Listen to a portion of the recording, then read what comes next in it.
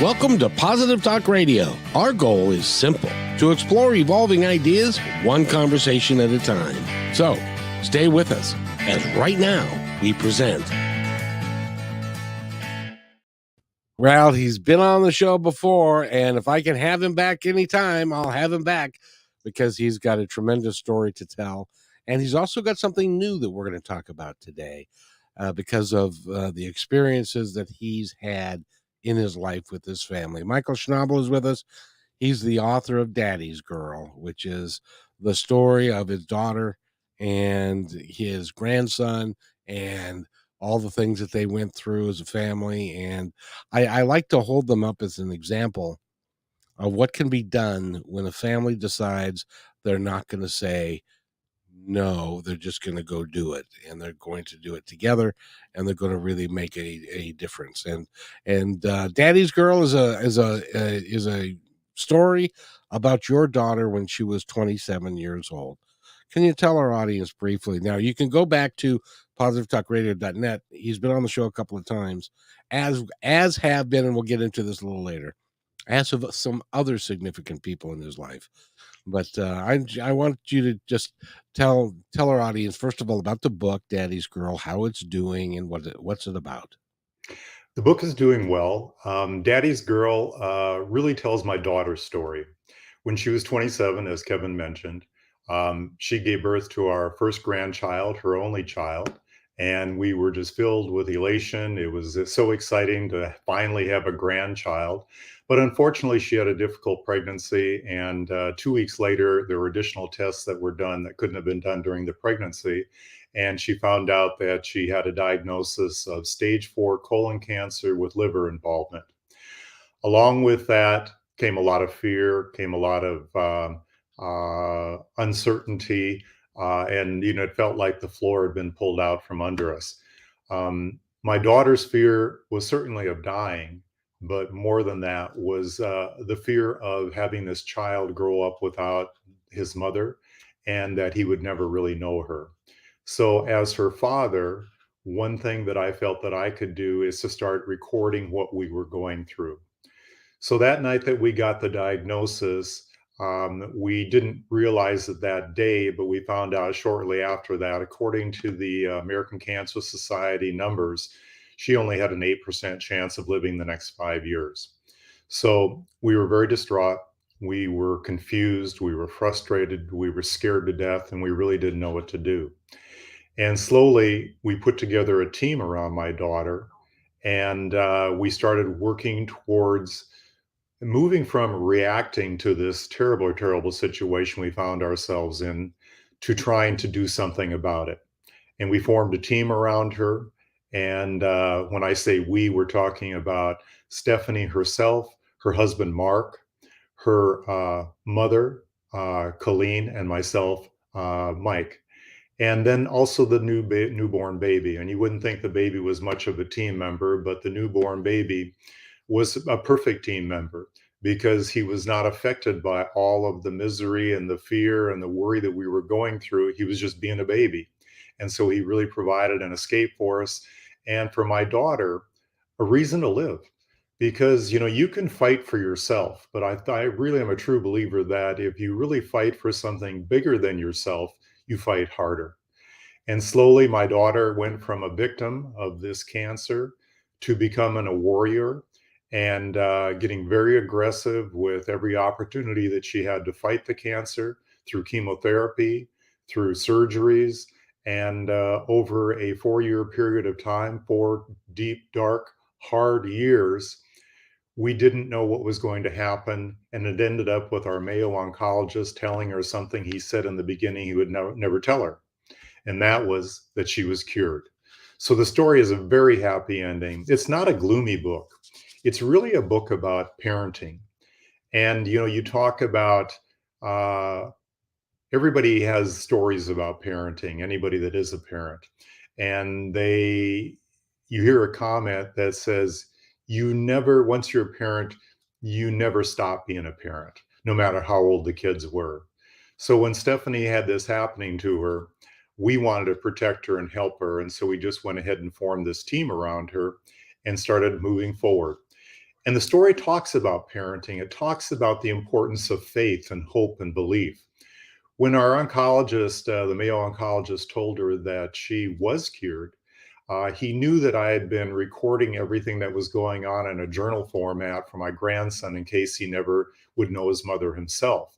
I wanted to try and capture her, and he asked me, please, Mike, go ahead and make this public because it provides hope for other people. And you think about hope, hope is really driven by faith and belief. And that's one thing that this story really does. We've been getting excellent results as far as people's reviews. The professional reviews have been very, very positive. And even individuals that are reading it, that's probably the most fun for me. Uh, to go ahead and hear what people comment about it and how it's touching their lives, because it's not just a book about people that are struggling with cancer. However, a lot of people that are reading the book have cancer and found that they have found hope with the book. And they've also been able to change some of their ways of looking at it and fighting their disease based on some of the things they learned in the book.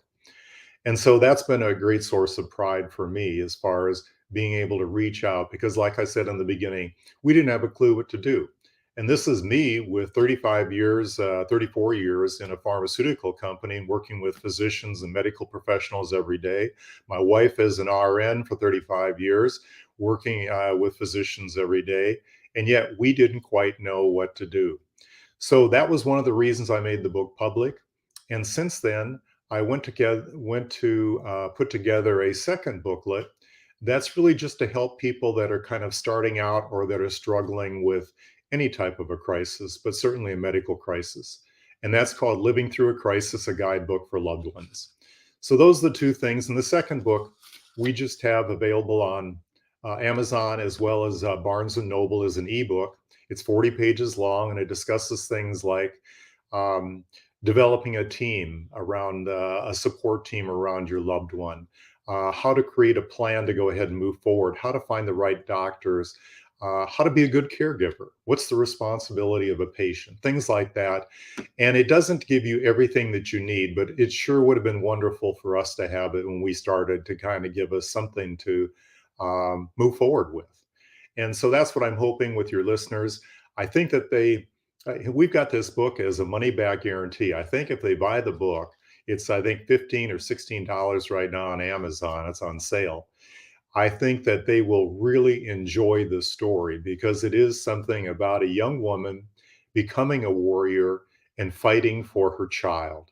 And the people that read it, one of the things that I hear frequently and I love is the fact that they say it's like we are there stepping through this with you. And they said it's not gloomy. It's upbeat. It's invigorating. There's humor in it. There's a lot of stories about our family. So I guess I sound like a salesman now, but I really want to share this with the public, and the people that are reading the book are really really enjoying it. I have to say, being a father myself, going through the pregnancy and watching my wife go through those enormous changes that happen when somebody's pregnant, Yes. and looking forward to that happy day. Now, this is her first child. So, my wife on when she went into labor, she was scared because she'd never done such a thing before, Yep. and she knew what it would involved, and it is all by itself that is a frightening thing, just to be going through the, birth process and all of that. And, everybody revolves around you and all that stuff, and then to have, your whole family is all 4 of you are just ecstatic because you're about to have, the first child. Is this your first grandchild? Yeah. Only grandchild. Mhm. Yeah, so all of that was played part of it, and then to get the devastating news just a couple of weeks out, Yeah. would have been just I can't imagine, and that's why I love your story, and I love to talk to you about it because nobody can be in your shoes when that happens. You don't know what it feels like to have that's and it's almost as bad as if the baby was very sick. Yeah. Um, because mom, she was a cornerstone of the whole thing, and it's just amazing to me. But then, as you said, 4 years later, she was cancer free. Yeah. And if you have the opportunity, go to positivetalkradio.net and type in Daddy's Girl. And one of the episodes that'll come up is when I got the opportunity to interview grandpa, mom, and grandson all together, and he's now 17 years old.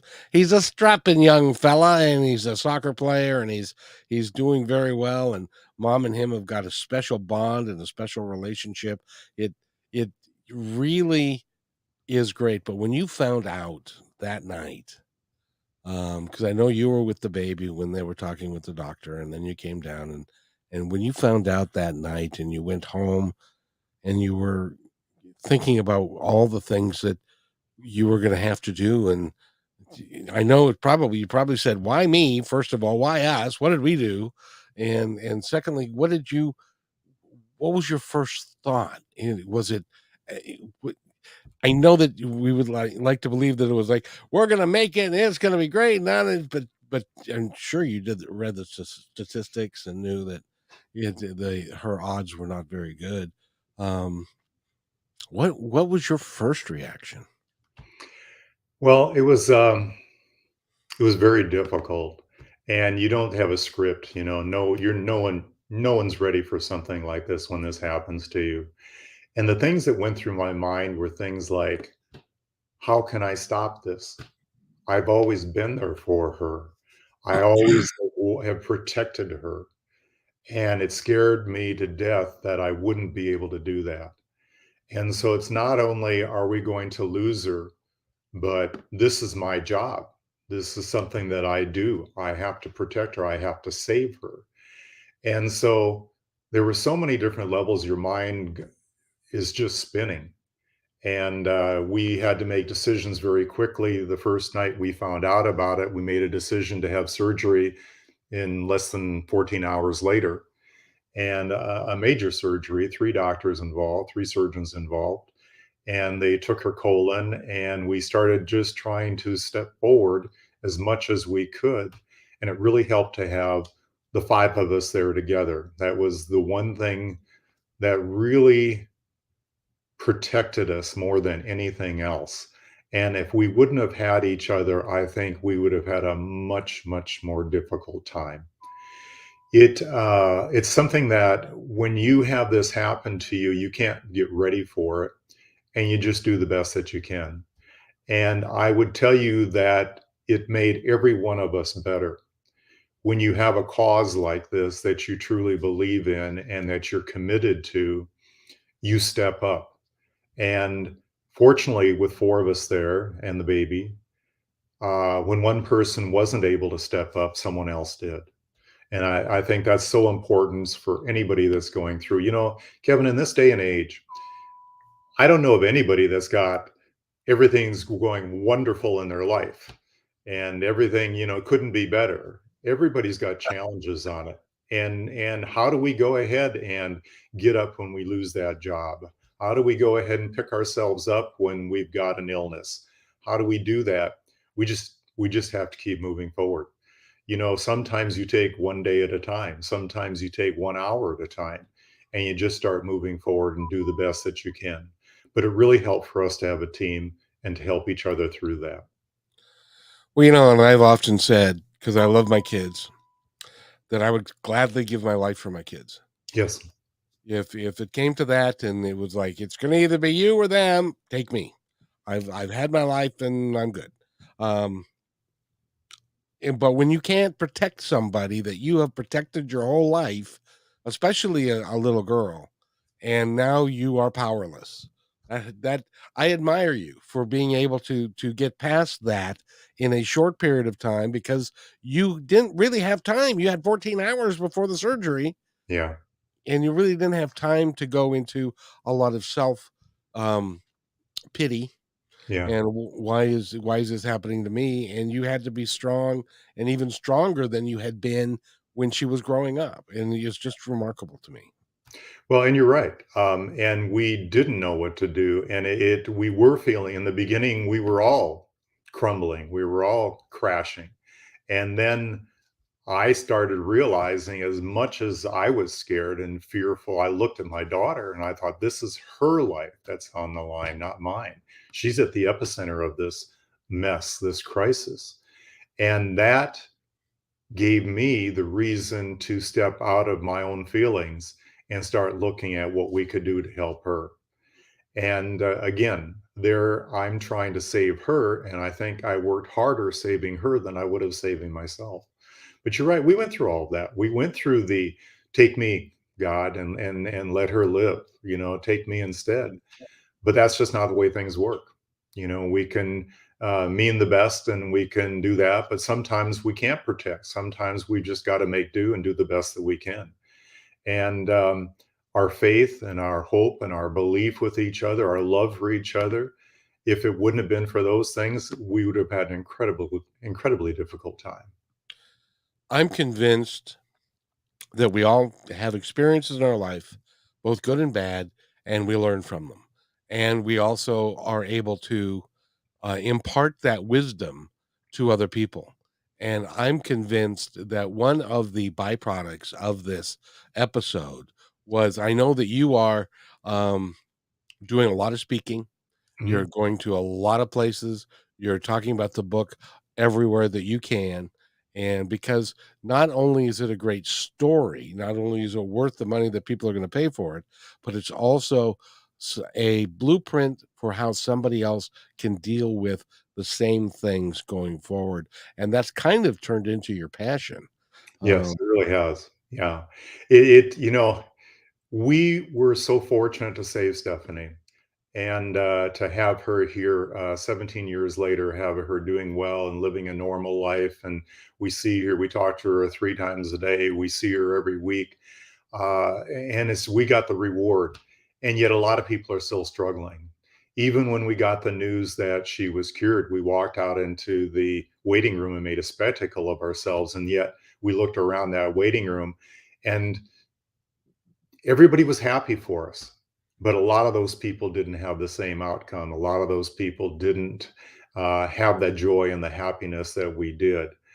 And so it's really something that we want to try and help others with if we can possibly do that.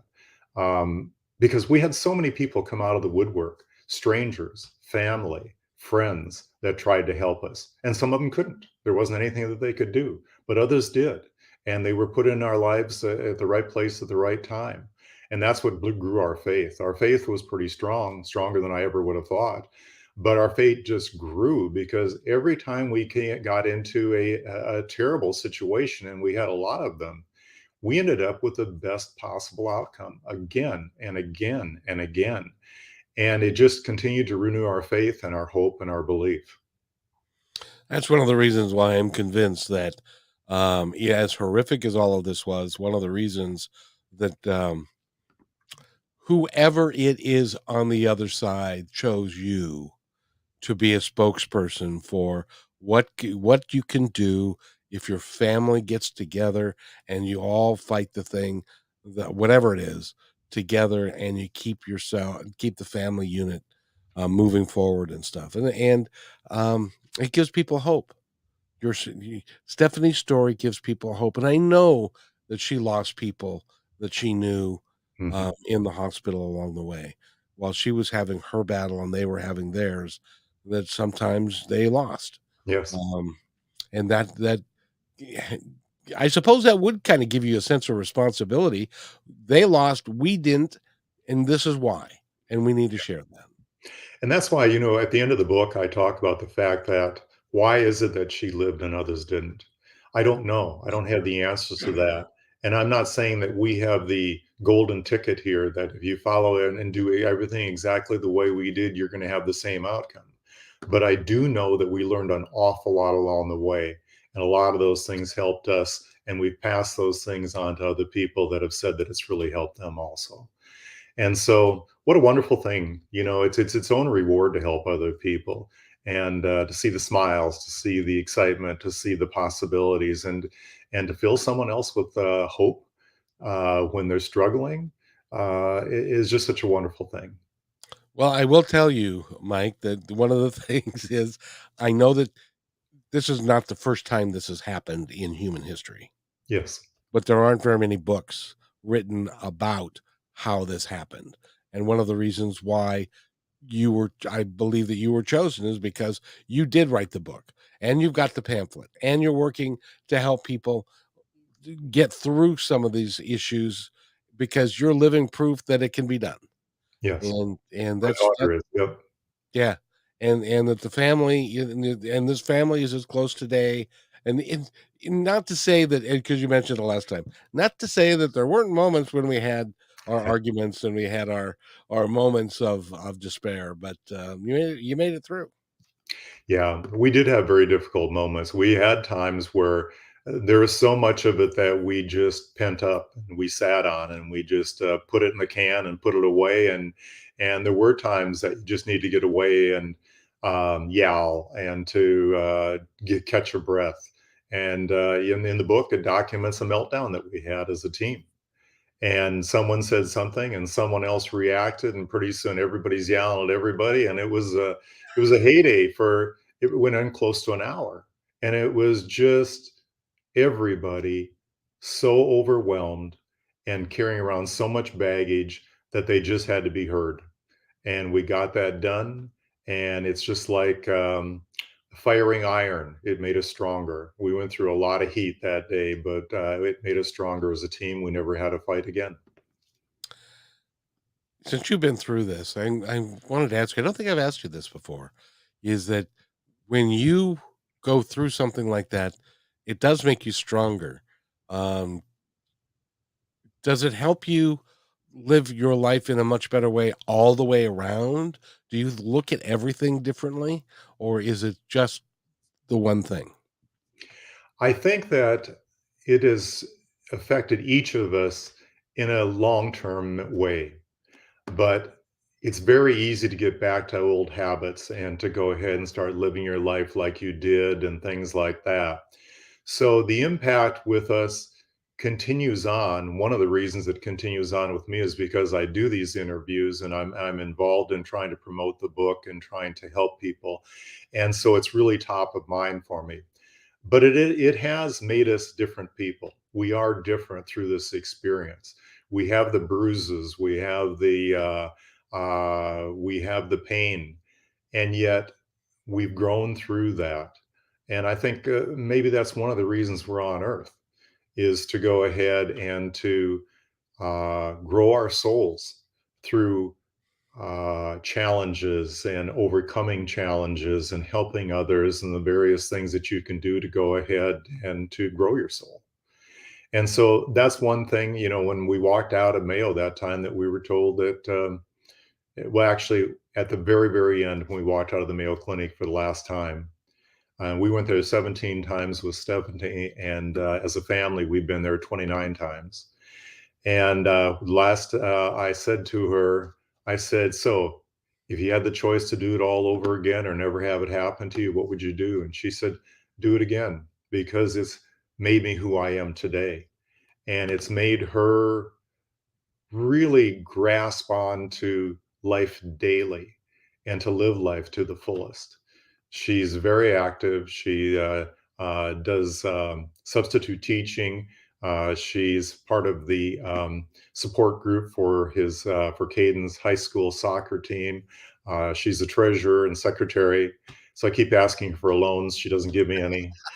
And she is very, very active with a lot of different things. But anyone that she finds out has these issues, she's right there, and she wants to help them, and she wants to talk with them and to go ahead and suggest physicians and to suggest ways to go ahead and move forward, because we do get a lot of comfort in giving back. That is the coolest thing, because giving back, especially when you have been down the road that you guys have been down, can be really impactful for a lot of folks. One of the things that you did was you wrote a little pamphlet, And I'd like to talk about that if you don't mind, because I think that it can be very helpful to people that are going through a moment of crisis. What's the name of the book? Well, the name of the book is Living Through a Crisis, a guidebook for loved ones. And you can get it on Amazon. You can get it on Barnes and Noble. It's 99 cents. It's an ebook. It's 40 pages. And I started writing some blogs and just to go ahead and to kind of test some of the subjects. And I thought, I think that there's something here that I could go ahead and help other people with. So I went ahead and put together a number of different subjects, like how you find the right medical help, how you what are the responsibilities of the patient. One of the things that we learned with Stephanie is how much easier she made it on us, on the rest of the team, because she didn't whine, she didn't complain, she didn't say, no, I'm not going to do chemo, no, I'm not going to do these exercise, no, I'm not going to do that. She was always the leader. She was always the one that says, okay, I'm going to take the most aggressive therapy, I'm going to take the toughest chemo, I'm going to do this, I'm going to do that. And when the doctors would come in with bad news and say, we found something, I think we need to do surgery, she's saying, okay, let's do it tomorrow. She was like ready to go. So it's things like attitude that I talk about, and important things. It sounds so silly, but these are things that are not rocket science. These are things that we've all heard before, but we may not enlist in our lives. So I talk about forming a team, developing a plan, finding the right medical help. As a caregiver, what should you be doing? How do you go ahead and help that person?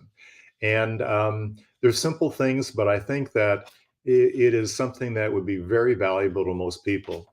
Now, when I got this done, I was so excited. I went to my publisher and my agent, and I said, "Hey, I'm going to go ahead and put this on my webpage, and I'm going to go ahead and give it away to everybody."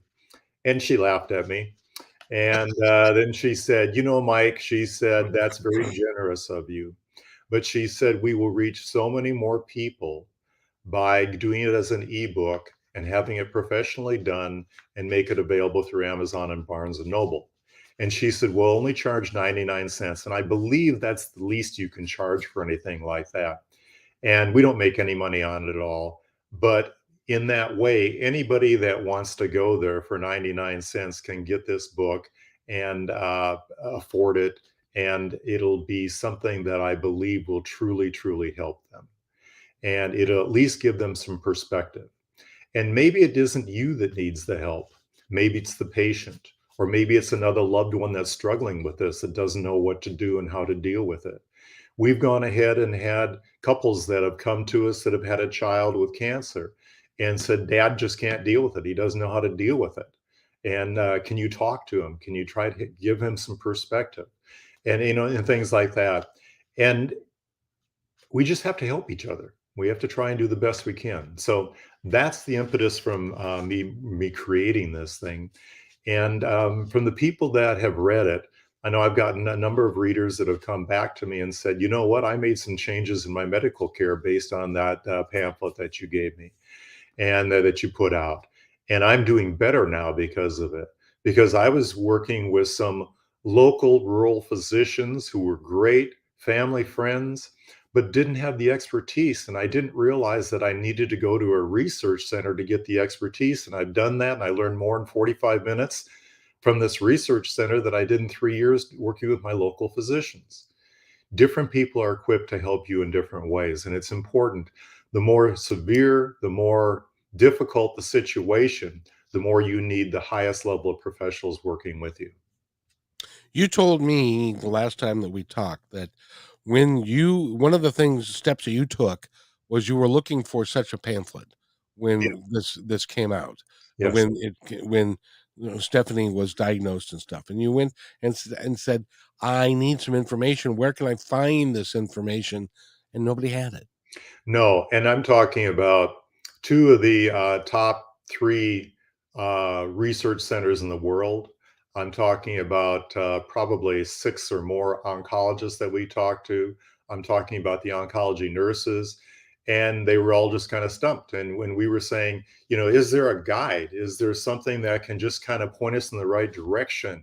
Are there things with success stories that, what did people do to go ahead and get beyond this? And that's exactly what happened when she got cured. Everybody said, "How'd you do it? How would you do that? 8% chance of living. How did you know what to do to what to start?" And we didn't. But we started taking baby steps forward. And then slowly we started finding our way. And we found dead ends that we had to back out of, and we had to go ahead and try something different. And that's what I hope people learn. In the back of the book, I think we've got 4 or 5 pages that go through some of these things also, like are in the pamphlet, just to go ahead and make it available to other people and make sure that they're trying to go ahead and do everything they can to move forward. I'm struck by the fact that Stephanie was such a strong person. Do you think that was that inherent? Was she always that way, or did she step up into a role that she had never in her life thought that that would be uh, something that she needed to do? But was she always a tough person? I wouldn't say she was a tough person. She was always a very caring person. And she was the person that you could always count on. We've got friends and we've got people that we have a relationship with, and true friends are much different. And Stephanie was always very, very strong in her friendship with other people. But I think that Stephanie grew, as I said, into a warrior, and she's a much stronger personality and much stronger individual now after that she's gone through this. But your children always surprise you. You think, "Oh my God, what is this kid going to even get out of high school? Or is this kid going to be able to go ahead and hold down a job? Is this going?" You know what I mean? We all have those moments. Oh, my parents had that conversation with me many times.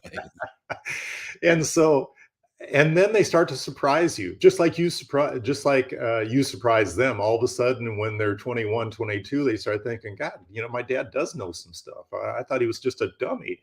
And some of this stuff is really true.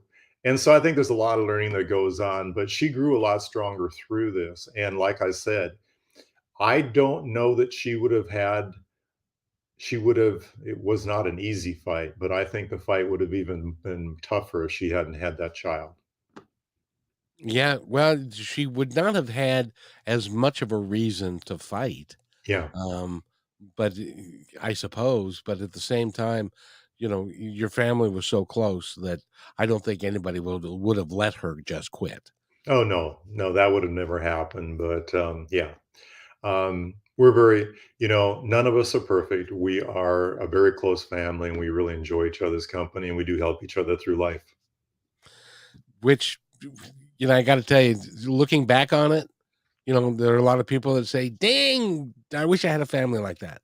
Yeah. But when you were in the midst of it, I wouldn't wish that upon my worst enemy. It's our family has put a lot of effort into growing close. We put a lot of effort into communication. When my wife and I got married, that's one thing that I realized right away is communication is the key to a relationship. And I was in sales, and I knew about influencing people and the importance of recognizing their feelings and things like that.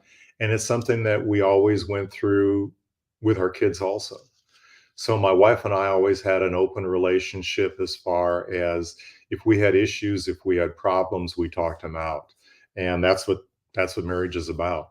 And so when we had these children, it was the same way. And I think that as we grew as a family, as we were able to depend on each other as a family, we began to grow more in trust, more in belief, more in confidence in ourselves, if that makes sense. Oh, absolutely. And oh, by the way, I just want to share that communication. You're right. Communication is the absolute key. And if you are thinking about marrying somebody who doesn't communicate well and doesn't get beyond the surface stuff, Yeah. you need to go see some counseling at the very least before you make that step so that you can get to a place where the two of you can communicate at a much deeper, more meaningful level. Yeah. Because if you don't do that over time, you will fade away and fall apart, and you will end up getting a divorce. I know Yeah, I I know agree that with from you personal completely. experience. We have life lessons in the book, and that's one of the things that I really enjoy doing is putting some things in there for my grandson. And I talked about finding, a partner in life. It's important to date other people. It's important to find out what's important to you because you find out, geez, I like this one person. They've got a sense of humor. And I like this other person because I can always trust them and I respect who they are.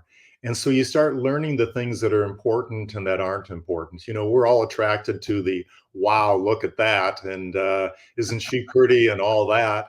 But that all fades over time. You want someone to live with, you want someone to spend your life with. It's important to find someone that you can trust, that has a sense of humor, that has shared goals, that will respect you, that you can respect. And there's more to it than just the wow. Well, That's important. and you know what I've learned as I've gotten older now is that even the wow people have got problems within themselves because they were the wow people. Sure. Yeah. We're all human. As an example, my son, my second son is he's a bodybuilder, and he's got I've never known a guy to have six-pack abs the way that he does. And I asked him one time, what was it like for you to go and ask a girl on the first date? And he said, "Dad, I've never had to do that." I said, are you kidding me? You've never stood at one side of the dance floor and you see this pretty girl at the other side, and you're like, yes, I will. No, I won't. I can't. I should. I will, but I'm scared. I don't want. And you've never gone over there, and then to have her look at you and go, I don't think so. And that's never happened to you.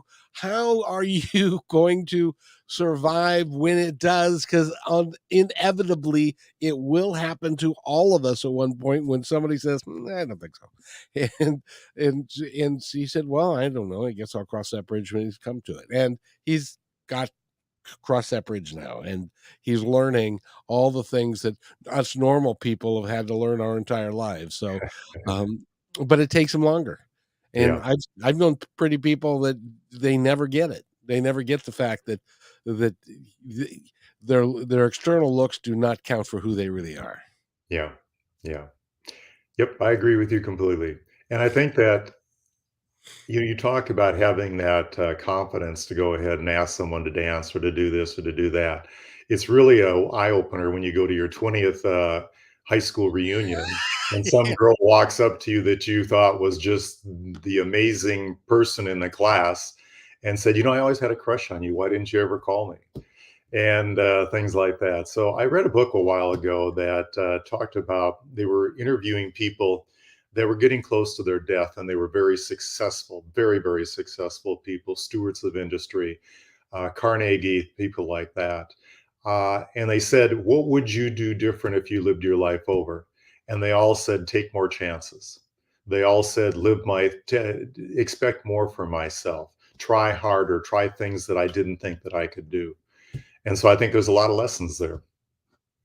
There really is. And I remember when I went to my 20-year reunion, they gave us a picture of what we looked like in high school, Yeah. and then you put that on your lapel so that people could make I the think that's connection. great. Yeah. That well, I had a lady, because now we're in our mid-30s, late 30s. She Sure. walked up she walked up and she looked at my lapel that I'm wearing, and she says, "Oh, I remember that guy." And it's like, "Wait, that's me." Now, okay, I'd lost a little hair, I'd put on a few pounds and stuff like that, but, that's the way life goes. That's the way life is. So, it's such a pleasure to talk to you. I really enjoy talking to, Michael Schnabel, and the author of Daddy's Girl, and also the pamphlet, 99 Little Cents, and it may be something that I would put that in everybody's stocking. Yeah. Yeah, yeah, for the families, Yeah. because you don't know. You guys went from a happy, excited moment to facing death inside of a week. So you never know. Yep. I agree. I agree. And congratulations. I love the lessons in the book. Give us a couple of more really cool lessons that are in Daddy's Girl that Oh, people can goodness. take. I have to think here. Some of them are very, very simple lessons. Like I said, the importance of picking the right spouse, partner in your life. The importance of saying forgiving people. That's one that I go into because uh, I've seen people in other families that have had these ongoing problems where the brothers don't talk, or people aren't communicating, and they have it throughout their lives. And I just think it's just silly. It's important for us to forgive each other because every one of us has asked forgiveness just from someone else, and it's a great gift to give, and it's an important thing to do. And sometimes we have to forgive ourselves. Sometimes we don't always measure up, and we have to forgive ourselves. And I read a book recently, and he talks about next time. Anytime you start to feel bad or you start thinking you did the wrong thing, don't focus on what you did. Focus on what you could do and focus on the next time. I had a gentleman who was on the Oprah show. That'd be Oprah Winfrey. Yeah. And he said something to her that made her invite him back, which was they were talking about forgiveness. And he said, I want everybody to know that I have the reason to forgive them, to thank them for giving me the reason to forgive them. Yeah. Because that is giving somebody the opportunity to forgive, um, because at the end of the day, it's not going to bother them. It's just going to bother you. So, if you can learn how to be kind and to be forgiving, um, and to let people do what they're going to do, but you're doing the right thing, I think. Good. So, so what do you think about that? What he was saying about forgiving me the opportunity to forgive. Yeah. Yeah. I think it's incredibly important. Thank you the same way. We don't say thank you enough. We need to be kind to each other, and we need to go ahead and point out when people do something for you and appreciate it, and really appreciate it. We need to look people in the eye and talk to people. All this electronic equipment that we've got is changing some of those things, and so we gotta work hard, keep moving at it. And we certainly don't say thank you with a genuine thank you in our heart. Yeah, oftentimes that's the case. A lot of times we don't have the gratitude that we could have for genuinely saying something and meaning what you're saying. Yep. Because it's really easy for us to make that, um, it's like, "How you doing today?" And you don't care. I had a friend, whenever I would say, "How are you today?" He would never answer me because I said, "Why don't you ever answer?" And he said, "Because you don't really care." And I Well, it's said, true in that a lot of times, yeah. "Yes, I do." And he said, "No, well, you might, but most people when they say, 'How are you doing?' it's just a way of saying hello." And so I don't answer them because, Being polite. yeah, you don't really care. Yep. So I think he was a little negative on that, but that's people. Mr. Schnabel, I really appreciate you coming on the show and talking with me today. And I want to step aside and let you. We've got a number of people that are listening to us today, and I would love for you to be able to tell them anything that you would like them to know. Well, the name of the book is Daddy's Girl, and it's a father, his daughter, and the deadly battle she won. And like I said, it's available on Amazon as well as Barnes and Noble, and any bookstore can go ahead and order it. And the other book is Living Through a Crisis: A Guidebook for Loved Ones, and I think that's the one that's really kind of fun because it's inexpensive and it's something that's going to help people. If I could, one thing I'd like to mention is my website, author michaelschnabel.com. But if I could, I'd like to read. I just got on Amazon today before I got on here, and I took a look at one of the readers and the comments that they put on about the book. And if I could read that. Please. A story that will lift your heart and spirit. A beautiful love story of this incredible family that survived the most trying of times through strength, faith, and undying love. This team of 5 is an inspiration to us all, especially to someone dealing with a situation that has the worst odds and never gave up hope. The perfect gift to share with anyone in a difficult situation and how to endure. A must read for anyone who needs to be reminded to never give up and know that there's help around every corner. And so when I've got people, readers that are coming back to me and saying things like that, it's pretty exciting. I can tell you this, and I'll write a review for you. I haven't read the book yet. I've got to go do that, but I'm very busy and stuff. I But understand. I've interviewed since 2003. I've interviewed, I did the math, and it's somewhere over 2,000 people. So I've conducted 2,000 interviews over that time. Some good, some not so good, and Sure. one of my absolute favorites.